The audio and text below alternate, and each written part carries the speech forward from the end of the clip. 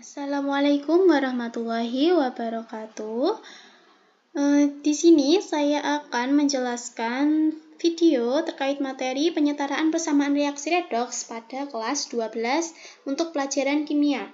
Nah, tujuan saya membuat video interaktif ini adalah untuk memenuhi tugas mata kuliah saya, yakni media pembelajaran.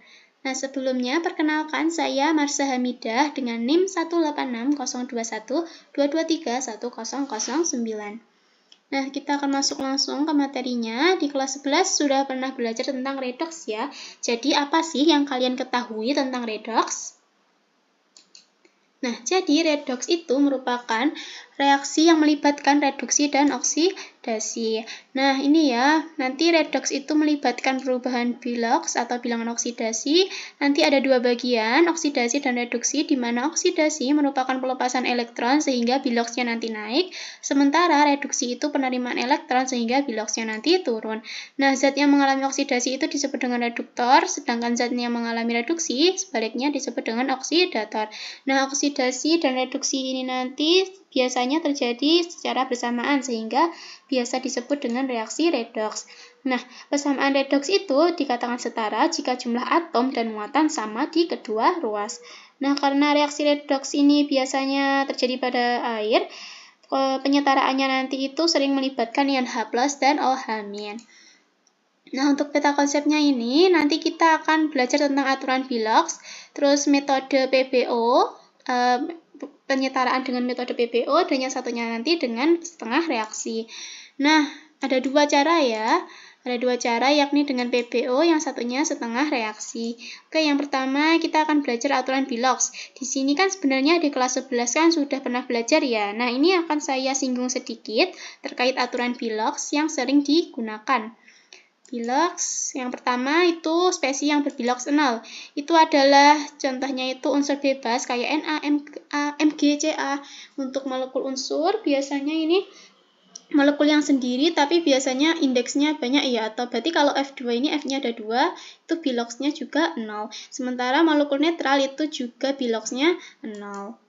Kayak contohnya NaCl, KOH, NaOH, seperti itu ya. Kemudian biloks logam utama itu nanti juga mengikuti nomor golongannya kayak 1A.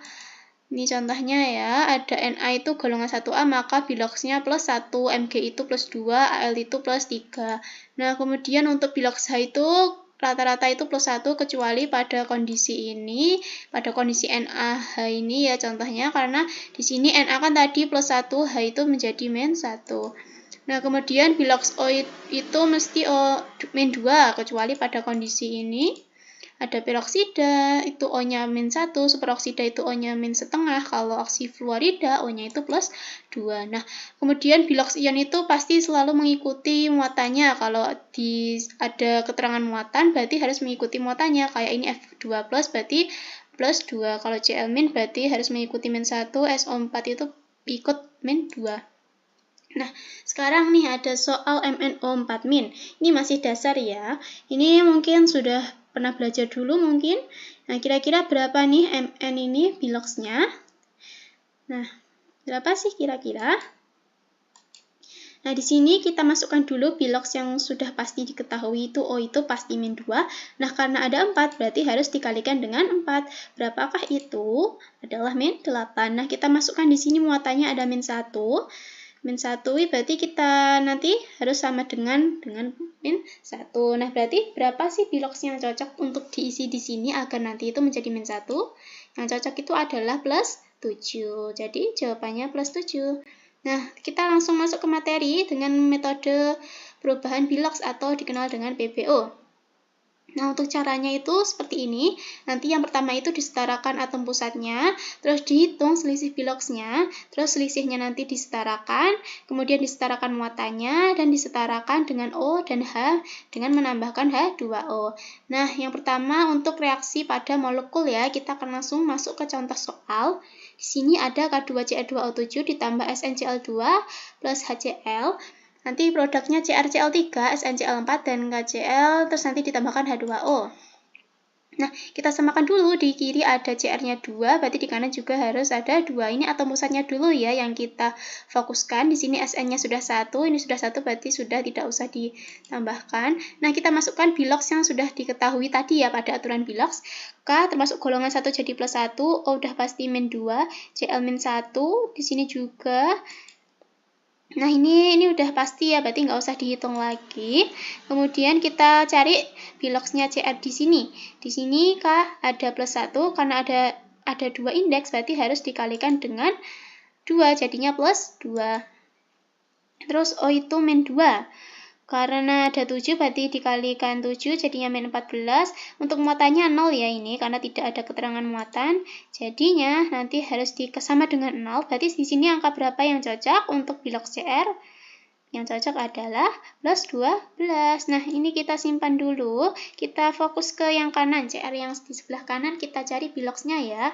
Nah, CL itu kan ada min 1 biloxnya, kali ketiga berarti min 3. Untuk muatannya dia 0 ya.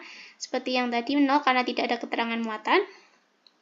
Jadi biloxnya 0, kemudian berarti berapa sih yang cocok di sini? Berarti ada yang cocok plus 3. Nah, kita hitung nih selisihnya nanti. Ya, kita kalikan 2 dulu. Karena koefisiennya ada 2, berarti plus 3 kali 2 itu plus 6. Oke, ini kita simpan, kita hitung. Dari plus 12 menuju plus 6, berapa nih selisihnya? Selisihnya ada 6 elektron. Nah, karena dari 12 menuju 6 itu penurunan bilox, berarti K2Cr2O7 menjadi CrCl3 ini merupakan reaksi reduksi. Tadi kan sudah dibahas ya di awal. Nah, kemudian kita cari biloxnya Sn. Kita yang carinya di kiri dulu, Cl itu ada min 2. Karena min 1 kali 2, nah berarti muatannya 0. Berarti berapa yang cocok untuk Sn adalah plus 2. Nah, kita cari juga untuk yang di sebelah kanan. Karena Cl-nya ada 4, berarti kali 4 dulu. Ini muatannya 0, berarti yang cocok plus 4. Kita hitung deh selisihnya. Selisihnya berapa? Dari plus 2 ke plus 4 itu adalah 2 elektron. Nah, ini kebalikannya ya. Kalau tadi reduksi, berarti yang ini oksidasi, mengalami peningkatan bilox dari plus 2 menuju plus 4. Nah, kemudian langkah selanjutnya adalah menyetarakan ini elektronnya atau matanya ya. Nah, biar sama, dikalikan berapa sih? Yang 6 tetap 6 ya. Kemudian yang 2 nanti kita kalikan 3 agar menjadi 6. Nah, kemudian kita nanti kalikan koefisiennya dengan yang diminta di sini ya. Nah, ini dia K2Cr2O7 ini kan tetap ya, karena dia cuma dikali 1, berarti ini tetap. 2CrCl3 juga tetap. SnCl ini baru dikali 3, karena mintanya 3, berarti dikali 3. Yang di kanan juga harus dikalikan 3. Nah, kita masukkan deh ke sini. Kita masukkan. Di sini kita akan menghitung atom-atomnya harus disamakan ya. Nah, di kiri K-nya ada 2, berarti di kanan ini harus dikalikan 2 juga. Kita kasih koefisien 2. Kemudian CR-nya itu ada 2 di kiri, di kanan juga sudah 2, O-nya ada 7, di kanan masih 1, jadi kita harus kalikan dengan 7. Nah, terus SN-nya di sini juga ada 3, di sini sudah 3, Cl-nya ada 6, ada 6. Nah, ini tambah ini ya. Ini nanti harus disamakan. Di sini kan ada hanya masih 1, di sini hanya sudah 14. Berarti di sini harus dikalikan 14. Nah, ini kita hitung lagi semuanya. Ternyata ini sudah setara ya. K-nya ada 2, di kanan juga 2, Cl-nya ada 20, ini juga 20. O-nya 7, hanya 14 sudah sama, Cl-nya juga sama, Sn-nya juga sama. Nah, kita akan masuk ke contoh yang PbO untuk suasana asam. Berbeda dengan yang molekul tadi. Kalau yang tadi kan hampir semuanya itu muatannya 0. Kalau di sini ada muatannya, kayak ini min 2, min 2. Jadi ada C2O7 min 2 min, C2O4 2 min, produknya nanti Cr3 plus tambah 2CO2 dalam suasana asam. Nah, langkah pertama kita samakan dulu ya atom pusatnya. Di kiri ada Cr-nya 2, berarti di kanan juga harus kita kalikan 2. Kemudian C-nya ini udah sama ya, 2. Nah, kita masukkan bilox yang sudah diketahui. Ini O ada min 2. Nah, kita kalikan deh semuanya. Kita cari dulu yang ini ya, CR ini yang kelihatan. Ini ada muatannya 3+, jadi biloxnya nanti juga mengikuti plus 3. Dikalikan dengan koefisiennya 2, sehingga biloxnya adalah plus 6. Nah, kemudian yang di kiri, O-nya ada 7, berarti min 14. Kemudian muatannya di sini jangan lupa, ini min 2. Berarti berapa angka yang harus diisi di sini? Itu adalah plus 12. Nah, ini kita hitung selisihnya ada berapa sih dari plus 12 menuju plus 6? Itu ada 6 selisihnya. Nah, selisihnya ini nanti dari 12 ke 6 itu kan penurunan bilox ya. Kalau penurunan berarti dia termasuk reaksi reduksi. Oke, kita cari sekarang biloxnya yang ini, C yang di kiri. Oh, itu kan kali 4 ada min 8. Terus ini jangan lupa muatannya min 2 ya. Kita masukkan min 2 di sini. Berarti angka yang cocok untuk C itu adalah plus 6. Mohon maaf ya, ini kayaknya kurang ke kanan sedikit tulisannya. Oke, kita simpan dulu. Kita hitung yang di kanan. O-nya ada 2 berarti min 4. C-nya ini muatannya 0 ya. Jadi C yang cocok ini biloxnya berapa? Adalah yang cocok plus 4. Nah, kita hitung. Ini dikali 2 dulu, sekalikan koefisiennya, jadinya plus 8. Terus kita hitung selisihnya. Dari 6 ke 8 mengalami kenaikan atau penurunan. Mengalami kenaikan bilox, sehingga yang merah ini, yang C2O4 menjadi CO2 ini nanti termasuk oksidasi. Selisihnya berapa nih? Selisihnya adalah 2. Nah, kemudian kita setarakan ya, ini harus sama, nanti elektronnya harus sama. Yang biru ada 6, yang merah ada 2, berarti harus kita jadikan berapa? Jadikan 6 semua. Yang atas sudah 6, berarti dikali 1 saja, yang 2 harus dikalikan 3 terlebih dahulu. Nah, kemudian pengaliannya ini harus kita kalikan dengan koefisien di sini. Nah, yang biru sudah 1, berarti ini tetap ya yang biru. Kalau yang merah nanti, yang C2O4 sama CO2 harus dikalikan 2. Nah, ini dia. Ini tetap, yang ini kalikan 3 ya tadi. Terus yang ini juga 2 dikali 3, 2 dikali, ini 2 tetap ya, yang 1. Tadi ini tetap, yang dikali 3 itu yang ini, yang CO2, berarti 2 kali 3 adalah 6. Nah, kita masukkan ke sini ya. Selanjutnya kita hitung muatannya. Di sini Ca2O7 itu muatannya ada 2 min, berarti nanti kita masukkan, berarti muatannya ada min 2. Yang C2O4 juga ada min 2, tapi kita kalikan dengan koefisiennya 3, jadi min 2 kali 3 itu min 6. Nah, kita jumlahkan min 2 dan min 6 itu adalah min 8. Nah, yang di kanan kita juga harus hitung. Ini ada CR-nya itu 3+, berarti muatannya plus 3. Dikalikan koefisiennya ada 2, berarti plus 6. Nah, CO2 ini 0 ya, karena tidak ada keterangan muatan di sini. Terus, berarti ini 0. Kita jumlahkan, ada plus 6. Nah, kemudian, agar ini muatannya sama, yang di kiri harus menjadi 6 ya, agar sama. Berarti kita nanti tambahkan muatan berapa? Kita tambahkan muatan 14 agar nantinya menjadi muatan plus 6. Nah, ini kita masukkan. Nah, agar menjadi 14 itu kita tambahkan 14H+, sehingga muatannya yang di kiri nanti itu menjadi plus 6. Nah, kita tambahkan juga H2O di sebelah kanan, karena kan yang kiri masih kekurangan O ya, jadi kita tambahkan juga di kanan agar ada H-nya juga. Nah, karena di sini ada 14H, berarti di sini H2O-nya itu kita kalikan 7 agar H-nya menjadi 14. Kemudian kita hitung atomnya ini sudah setara ya, di kiri CR-nya 2, di kanan juga 2, C-nya ada 6. Ada 6, di kanan juga sudah 6, O-nya juga sudah 19 yang di kiri, yang di kanan juga 19, hanya ada 14, yang di sini juga 14. Untuk muatannya sudah ya, dari min 2 tambah min 2 tambah 14 itu menjadi plus 6, yang di kanan juga dari plus 3 kali 2 itu sudah plus 6, berarti sudah setara. Nah, selanjutnya kita masuk ke suasana basanya ya. Kalau tadi asam, sekarang basa.